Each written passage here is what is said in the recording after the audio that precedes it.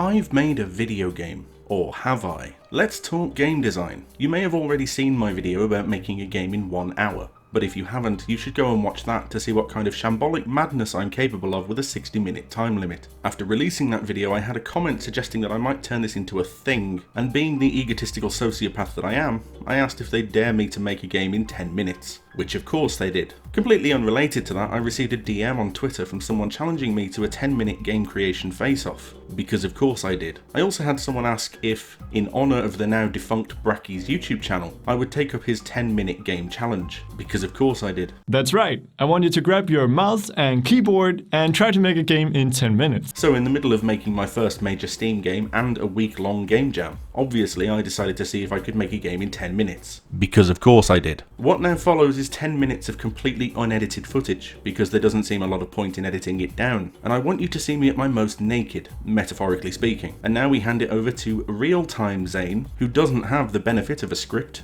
editing software, or no time limit. That poor man. As you can see, ladies and gentlemen, I've got myself a completely brand new empty Construct 3 project, and in 10 seconds at 1:53, we're gonna get going. And this will be my 10-minute game challenge thing. And 1:53 is now. Alright, so the first thing we're going to need is a sprite. Every game is made of sprites, and we're just going to make that blue. Why blue? Because it's a good colour. It's not like yellow, which, as we all know, is a bad colour, which is very bad for people, should be outlawed. And I might run that to my local member of parliament so that he can get that outlawed for me. We're now going to need another sprite. This is going to be the player. Now the player should always be green. Don't ask me why, the player should just always be green. And the player's behaviour is going to be platform, because of course we're making a platformer. It is the most basic kind of game that you can play. That's working brilliantly, well done. We're just going to change a couple of these variables here over on the left so that we can have a bit more movement, I guess. We're going to need some more platforms, so why am I even making a new thing? I don't want Sprite 3. Get out of here, Sprite 3. Everybody hates you, Sprite 3. Go away. So we'll just take this floor. No. Wait, no, we did need a new sprite. I am an idiot, because it needs different behaviour. But it can be that colour, so we're going to change that. We're going to call that whatever. And that's jump through enabled now. And what jump through enabled does is it lets you jump through things. I'm glad that I could explain that for you. I am sure that you could have figured that out on your own, because you're very intelligent people. Don't forget to like and subscribe. What we need now is a goal. Every game needs a goal, otherwise it's not a game, it's just a screensaver. The goal can be orange. Orange is a nice colour. We'll put that there and we'll call it goal. And we're going to give our player a variable so that we know when we've hit the goal. Because what we want to be able to do is restart the level, because this is actually going to be a proper game with a title screen and everything. Because, you know, you see these challenges sometimes and people go, oh, I've made a game in 30 seconds, and what they've done is they've made a square move around a screen. Well, I can make a square move around a screen. Watch, I'll show you. You go there, you go over here, you type in orbit. This is our enemy, by the way, and then when you click play, oh look, a square's moving around a screen. That's not a game though, is it? That is not a game, because nothing happens. So we're just going to put these everywhere, and we're going to see whether or not, oh yeah, that'll make a good game. Well, I mean, not a good game, but it'll certainly make a game. It'll be a game, and they're going to be our enemies. So what we're going to do now is we're going to make it so that if the player, which is green, which is good, because otherwise I wouldn't know what the hell I'm doing. Did I just put collisions enabled? What the hell? That's not what I wanted. On collision with the red one, then we need to restart the layout, which I've lost somewhere. There it is. Restart layout. So now when we do this, and it's like, oh no, an enemy. Ah, the game restarts. There you go. We've got a fail state already. How far in are we? I've got 6.5 minutes. Brilliant. Let's get some animations and some sprites. I mean, I'm just going to have to draw everything straight into the game here, I think. So what we're going to do is we're going to make the best looking character you've ever seen in a video game. Here he is. His name is Jeff.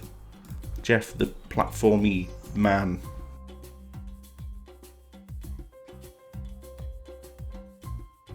With his very pale blue face. He's the guy from the Eiffel 65 music video, and we're going to call that standing. And then what we're going to do is we're going to... Can we select all of this? Yes, we can. Copy that. Add a new animation. And we're going to call that jumping. And on here, then we're going to get an eraser. Oh, that's too small. No, not that. Oh, construct. And we're just going to do this like that. And go back to our brush. Go back to black, because he's got black legs, I guess, and he's kind of like a spider. But that's great. And there's Jeff. And we're going to make sure that Jeff on every tick is set to where our player is, which is sprite 2, like that. So when we go to Jeff now, there he is, wonderful. And we're going to make it so that if this is standing on the floor, then his animation changes to standing. Thank you. Whereas if he is, this is getting slow now because my whole thing about trying to do this quickly is that I'm very difficult at doing two things at once, which is kind of difficult when you're trying to make a video at the same 4.5 minutes. Shut up, Zane, get on with it. So if you do this, yeah, there we go, look, he jumps now, that's that done. And he's got a kind of tiny collision box compared to his sprite, which is good for player fairness, by the way. I'm saving it now. I really don't want to save this. So what we can do now is we'll make this invisible. Now what we need, I think, is, you know what we'll do? What we're going to do is something that you definitely shouldn't do if you're making a video game, because your collision boxes will be all totally off if you do this. We're going to, I guess, draw our enemy here, and I think what I'm drawing here is an angry apple. I think it's an angry apple. In fact, we'll give him, yeah, there we go. Jeff and the Angry Apples, that's the name of our game now. We've got Jeff and the Angry Apples. Lovely, wonderful, brilliant, great. Speaking of wonderful and brilliant, we need a thing so that you can win the game. I've just made a sprite. I didn't mean to make a sprite, I meant to make some text. I'm all over the place. And in this text box, we're going to write, "You winner," like that, because that's what you want when you've won the game. You want something to say, "You winner," and we're going to pick Comic Sans as the font, as is tradition. We'll make that size 48, like that. I'm going to stick that there, and we'll make it so that it's not initially visible. We'll call that win text, and then we'll make it so that when this collides with the goal, we are setting a boolean. I don't know whether I've told you what a boolean is, but it's basically a value that can only be true or false. So rather than having 56 bajillion numbers, you have 2. And then we'll make that visible, setting that to visible. And then we're going to add a sub event. These are amazing, by the way. I need the keyboard. I don't have the keyboard. That's ridiculous. You have to put the keyboard in as an item, because otherwise keyboards don't exist, which is a problem that we all have in our daily lives, I'm sure. Let's make it space. And we'll make it so that when you press space, it restarts the layout. Where are we? 2 minutes. Great stuff. So there's this. Oh god, I've got to try and beat my own game now. Which is easier said. Oh no. Well, I mean, it might be possible. I feel like it's probably possible. I've just fallen off. Oh god. Okie dokie. No. Maybe we're going the wrong way. Maybe we need to go this way. Oh god. Alright, okay. Just for the sake of making this slightly less painful for you to watch, we're just gonna edit the placement of some of the enemies, because I think what I've done here is I've made a game that's slightly too difficult. There we go. Yep, that works, great. So how long have we got left? 1 minute 17. That is just long enough for me to do this. Just gonna I'm wobbling. Wobbling is the technical term for just kind of making that stand out a bit more. What we're also gonna do, give me a new layer at the bottom. Give me a new sprite.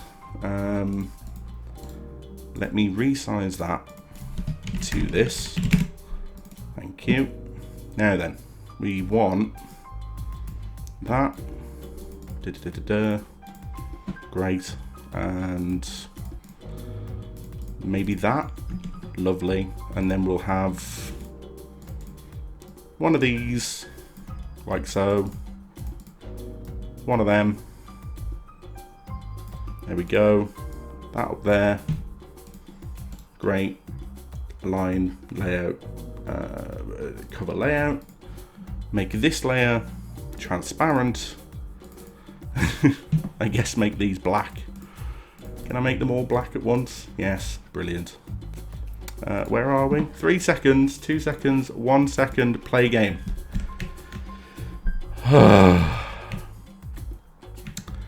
So there you go. We now have a game where I think the whole idea is that you're jumping into the sun to escape some apples that are trying to kill you, and if you press space you can do that forever. It's a game with, the important thing is to realise it's a game with a win condition and a fail condition, and also some animations and some art. So I'm going to call that a victory, and now back to the regular me who talks a lot better because he's not trying to narrate while he's making a game at the same time. Real-Time Zane has now gone off for a lie down in a dark room and will not be returning for quite some time. As you can see, I did in fact make a game in 10 minutes. I had a win condition, a fail state, graphics, and even technically one whole animation. As is tradition, I forgot the audio, but I would consider that technically a game in 10 minutes. Maybe even more of a game than some of the 10-minute challenges you might have already seen. And while I'm throwing shade, I call upon @ADS852637778 to take up the challenge. In fact, I extend the same challenge to all of you, so show me what you got! I will be waiting. If you've liked the video, then you should like the video that you just liked and subscribe to see more videos like the one you just liked. You should also join our Discord server, which you might like because liking things is nice. And I'll see you the next time I'm thinking, hey, let's talk game design.